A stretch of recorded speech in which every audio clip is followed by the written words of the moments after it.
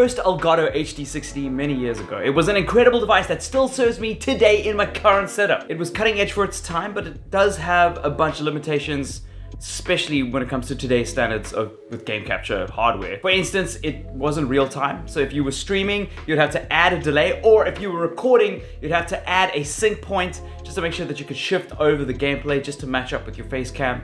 And especially if you guys are recording on one platform to save memory, so you've got your face cam and your gameplay together. It's a little bit of a nuisance, but it worked. The latest version of this content creation staple is the HD60 S Plus, a device that addresses the current state of the market as well as capture improvements. Consoles and PC gaming have changed somewhat in the past couple of years, and capture cards need to keep up. So let's get into some of these specs. In the box is included the device, an HDMI 2.0 cable, as well as a USB-C cable. This is the first time Elgato have embraced the USB-C standard inside any of their capture cards, which I'm very excited about. On the other end of the USB-C is a normal USB, so it fits straight up into your computer. Just make sure it's plugged into your fastest port so that you can get the most out of USB-C's transfer speeds. First up, this is Elgato's ultra portable device. It's plug and play and only weighs in at 115 grams. This is great if you're recording multiple devices around your house. For instance, if you're capturing gameplay from the TV in the lounge and then you're headed to a dual PC setup in another room, or if you've got another console in another room, if you're super fortunate for that, and that's a quieter environment, you can just hop and switch around where you're recording. Remember, you're gonna need a notebook or a MacBook Pro to capture with, because the HD60 S Plus doesn't come with a hard drive. It just basically transfers the signal. From a professional perspective, having a device that's this portable and fits into your camera bag is extremely important for journalists or gamers that need to capture anything on the road. For instance, sometimes I've needed to capture gameplay on occasions at events like BlizzCon or E3, and having a reliable device that uses my laptop is very helpful. Sometimes they provide this stuff, but in some cases they don't. They just give you permission to record, but they don't have the hardware there. So if you don't have it in your kit, you just don't get the gameplay footage. It has up to 4K 60 HDR pass-through and up to 1080p 60 HDR capture. This means that it passes through a 4K 60 FPS HDR signal to your TV or screen while you play and record up to 1080p 60 FPS HDR at the same time. This does not mean that you can record in 4K, only that you can get to play in 4K. And this isn't as big a deal as you'd initially think. Most viewers on YouTube aren't watching in 4K, and 4K footage is extremely big and resource intensive in your editing software. It takes up a lot of hard drive space, especially when I mentioned being on the road and you need to use a notebook to capture with. It's going to be problematic, and it increases your editing time. Content creators that need 4K footage, you know who you are, should be opting in for the 4K Pro Mark II. I have a video up of the original 4K Pro, and I'll include this in the cards of this video. And then hopefully I'll be reviewing the 4K Pro Mark II as well, so you can check that out for yourself. Also, a quick note here, the HDR pass-through is only available on PC, not on Mac. Although Elgato is Mac compatible, I highly recommend not using a Mac for streaming or complex overlays. The hardware is not really built for that. Well, the software actually.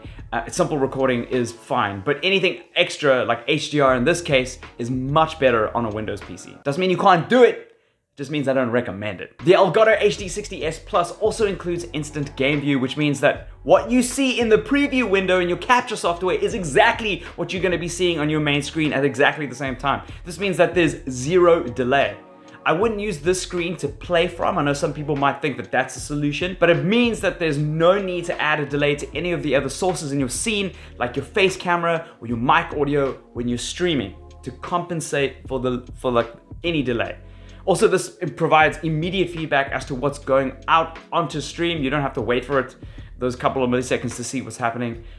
Setting a delay for 200-300 milliseconds is really annoying, because there'll be one source that you forgot and everyone in the stream chat is gonna be like, what is happening? Why is that out of sync?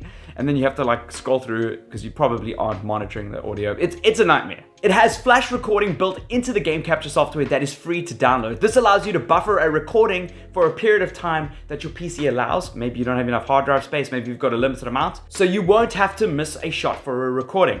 A good tip is to buffer the length of a typical match in the game that you're playing. So often for me it's Overwatch. And then if that round went really well, you just press the capture button. If you've got a stream deck, you can like just link it there, and then that will write to your hard drive. That match will be available for you later, and you can edit it later, which is great. If you have a terrible Fortnite game or 5 in a row, you don't have to worry about it. This will help save you hard drive space, and if you've got enough resources to capture as long as you want, it supports unlimited capture, although this is a huge luxury for some people and is limited to the size of your hard drive. Also, like, you don't really want to record for too long a period of time, because to scrub through that and then edit it is hugely tiring. It's much faster to have a handful of matches that you know when you press that button are worthy of being cut up and edited for a YouTube video.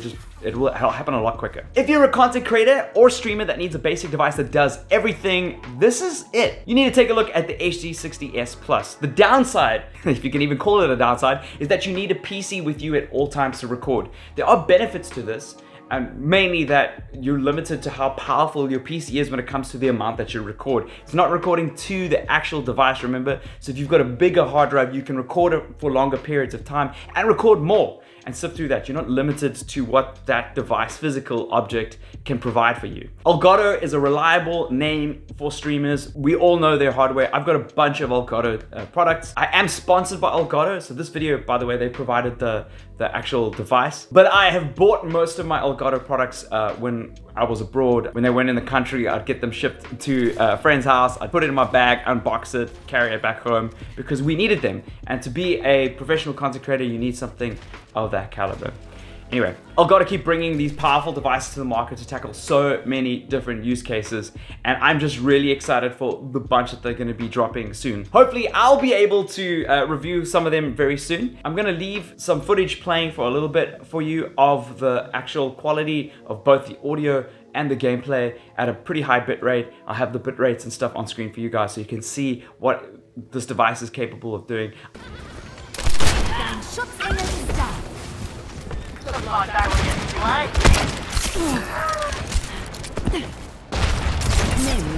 The pain.